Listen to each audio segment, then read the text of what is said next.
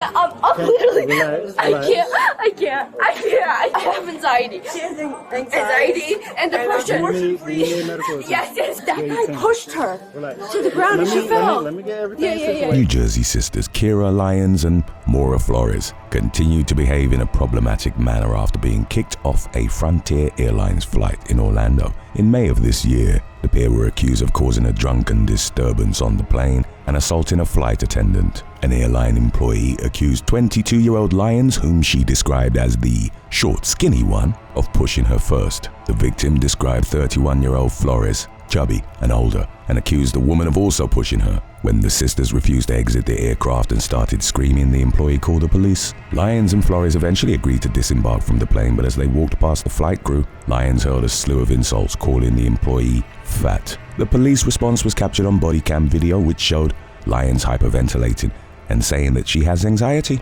She accused a male flight attendant of shoving her and touching her chest, but the responding officers determined that she and Flores were the ones who were acting in an unacceptable manner. The sisters became even more upset when the police began to handcuff them in apparent disbelief that they were being arrested.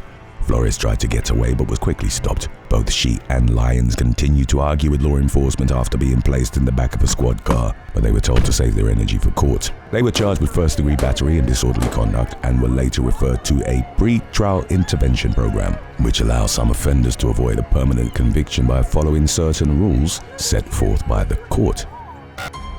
Number 14. Justin Farley. Shortly before 8:30 p.m. on May 5th, a man entered a Circle K convenience store in St. Petersburg, Florida, and stole $7,000 worth of scratch-off lottery tickets. Later identified as 43-year-old Justin Farley, he went to a 7-Eleven store just hours later and tried to claim his winnings. When the cashier refused to serve him, he returned to the Circle K store he had stolen the tickets from and tried to cash in on his winning tickets. He left and came back once more before driving back to the 7-Eleven store and robbing the cashier with a replica Glock handgun. Farley made off with $120 and a pack of Newport cigarettes and was arrested during a traffic stop several weeks later. He reportedly admitted to both burglaries, telling the police that he committed the crimes because he needed money. While in custody for state-level grand theft and burglary charges, Farley was charged in federal court with interference with commerce by threat or violence under the Hobbs Act. Records show that he was transferred from the Pinellas County Jail to the custody of the U.S. Marshals, and the case appears to be ongoing. Number 13. Devon Driscoll. In late September, police in Summerfield, Florida, responded to a call from 26-year-old Devon Driscoll, who said that she wanted her ex-boyfriend and ex-girlfriend removed from her home. She had recently ended a throuple relationship with 25-year-old Anacia Bolivar and 27-year-old Christopher Rosario, and she wanted them both out. Despite Driscoll's claims, responding officers deemed her the primary aggressor after speaking with Bolivar, who accused Driscoll of striking her in the head. Bolivar admitted to pushing Driscoll in self-defense, and the accused instigator was arrested on a misdemeanor simple battery charge. She was released from the Marion County Jail on her own recognizance, and the case is ongoing. Number 12. Krystl Watts. In late September, a Florida woman was arrested in Pinellas Park for attacking a man with silly string inside a busy restaurant. According to court documents, 48-year-old Krystl Watts confronted the victim on a Thursday night at the OCC Roadhouse. After spraying the man with silly string, she allegedly threw the empty can at his head, causing a laceration. Watts was arrested on a misdemeanor battery charge and is currently free on bond as she awaits an arraignment hearing, which is scheduled for November 3rd. The criminal complaint does not say why Watts attacked the victim or what led up to the incident. Number 11. Marcia Morgan. I have a genius level IQ. I have a bachelor's degree. Okay, but then why are we running out here in hot I'm gonna keep staying here. Stop with me. In late August, police responded to a bizarre altercation between neighbors in St. Petersburg, Florida. Upset that her neighbor had parked their car near her property, 48-year-old Marcia Morgan put on a hot dog costume, went outside, and leaned against the vehicle. She then began ripping toilet paper and placing it all over the car. Responding officers noted in their report that Morgan appeared intoxicated and refused to cooperate with the investigation, resulted in her arrest on misdemeanor charges of disorderly conduct and resisting an officer without violence. Records show that she pleaded no contest to both counts and was fined $450. Number 10. Sultan Alnofaie.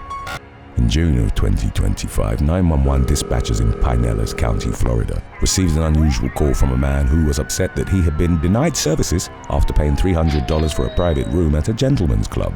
21-year-old Saudi Arabian national Sultan Alnofaie told a responding deputy that he had paid with a dancer and hadn't received it. In an arrest affidavit, a deputy noted that the suspect appeared intoxicated, smelled of alcohol, and was slurring his words during his conversation with law enforcement. Alnofaie was booked into the Pinellas County Jail on a misdemeanor charge of misuse of the 911 system. He was released after posting $500 bail, and the case no longer appears to be active in the court's public records system. Number 9. Aidan Orion White.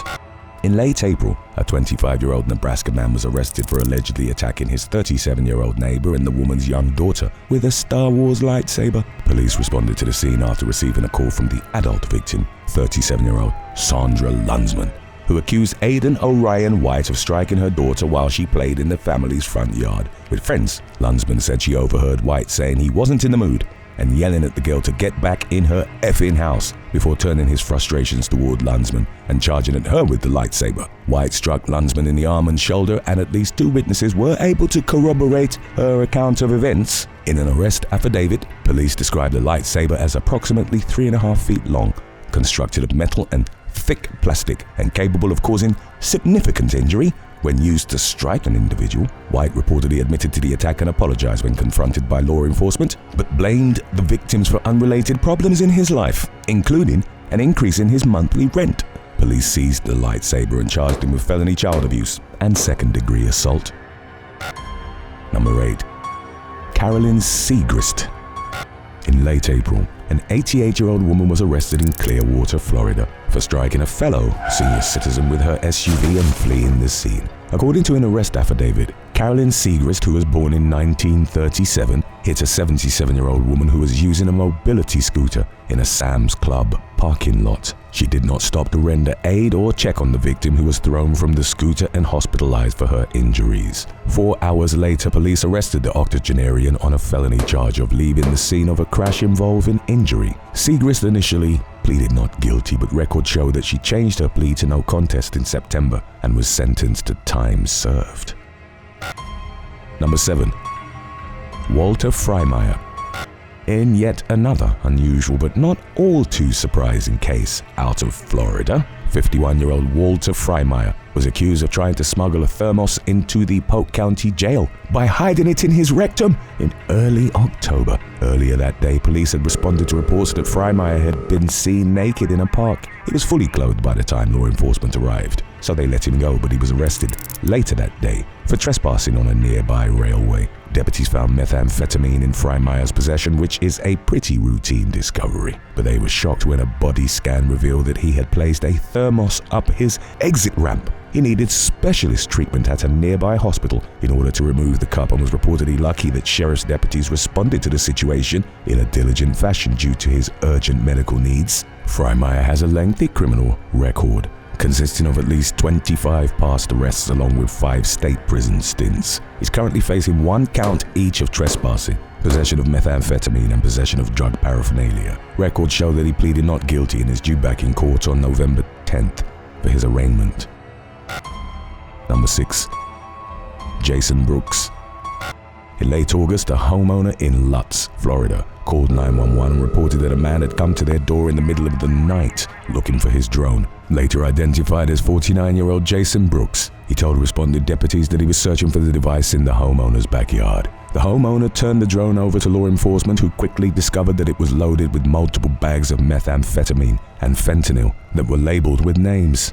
Additionally, deputies learned that Brooks' vehicle was missing a tag and was not registered. He was arrested and later charged with multiple crimes, including 2 counts of possession of a controlled substance with the intent to deliver, methamphetamine possession, operating an unregistered vehicle, and driving with a suspended, revoked, or cancelled license. Records show that Brooks waived his arraignment and a not guilty plea was entered on his behalf. He's currently awaiting his next court hearing, which is scheduled for January 2026, and a jury trial has been tentatively set for February of next year. Number 5. Edward Wilburn.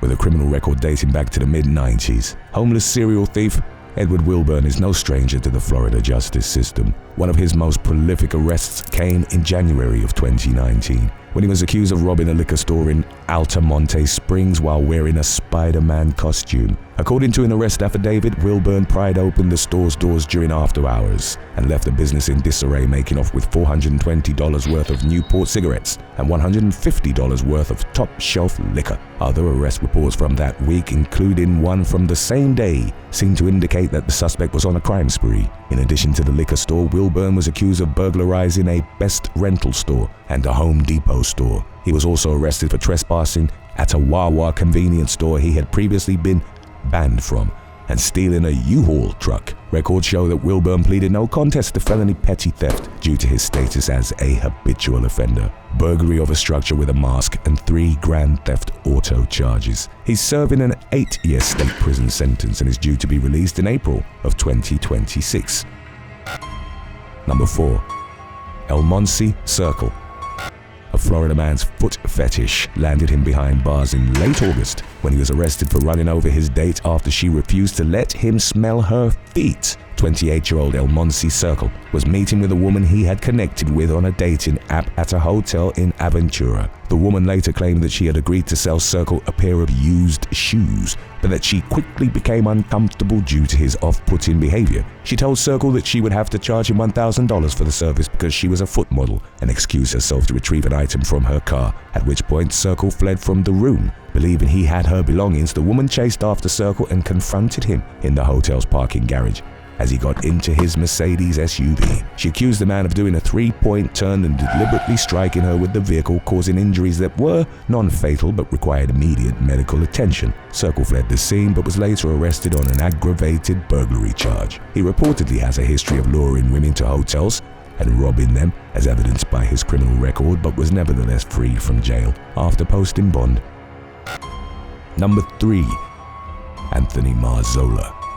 A landscaper was just doing his job in mid-August when he was confronted by an angry man wielding a 12-inch dagger and wearing a jester costume while mowing a lawn in St. Petersburg, Florida. Annoyed by the sound of the lawnmower, 51-year-old nearby resident Anthony Marzola reportedly retrieved the weapon from his car and walked toward the landscaper with it while yelling that he couldn't be mowing. The landscaper positioned his mower to avoid contact with Marzola while a neighbor looked on. While it's unclear why Marzola was donning a full jester costume, he appears to own the nearby psychedelic Jester Smoke Shop. He was arrested for aggravated assault with a deadly weapon and booked into the Pinellas County Jail. Marzola was released 2 days later after posting a $15,000 bond and has pleaded not guilty. Number 2. Andrew Taake. During the Capitol riot on January 6th, 2021, 35-year-old Andrew Taake bragged on the Bumble dating app about his participation in the attack. He admitted to being inside the Capitol for a half hour and posted several selfies, and while he claimed he was demonstrating peacefully, prosecutors accused him of violently attacking and pepper spraying police officers. A person who had matched with Taake turned the information into authorities within days of the riot, leading to his arrest on multiple federal felony charges. He pleaded guilty but was later pardoned by President Donald Trump and released from prison. This proved to be a regrettable decision on Trump's part when news outlets discovered that Taake had been out on bail for a child solicitation case in Texas at the time of the riot. According to state prosecutors, he attempted to solicit a minor online for intimacy in 2016. Following the suspected child predator's release from prison, Texas authorities classified him as a fugitive due to the ongoing case. A fugitive recovery team apprehended Taake in February following a surveillance operation in Leon. His bail was revoked, but he no longer appears to be in custody, leaving the current status of the case unclear. Number 1. Ryan Schaefer. In late August of 2025, a man was seen vandalizing 17 cars in a Missouri State University parking lot during the early morning hours. He appeared to be on a rampage as he shattered windshields, dented hoods, and ripped side mirrors and wiper blades off the vehicles. A witness came forward and identified the suspect as 19-year-old Ryan Schaefer, who was a sophomore at the university. During questioning, he acknowledged that the man in the images and footage resembled him and consented to a search of his phone. Investigators discovered that he had confessed to the crimes to ChatGPT in an apparent panic fearing that he was going to get caught and go to prison. At one point, Schaefer became aggressive toward the chatbot while stating that he had gotten away with these types of crimes before and that the victims deserved to be murdered. In addition to the incriminating chats, he was connected to the crime scene through phone location data, resulting in his arrest for felony property damage. Schaefer was released from the Greene County Jail after posting a $7,000 bond and is reportedly on GPS monitoring as he awaits his next court hearing. Thanks for watching. Would you be more embarrassed if a mugshot of you went viral where you were laughing or crying? Let us know in the comments section below.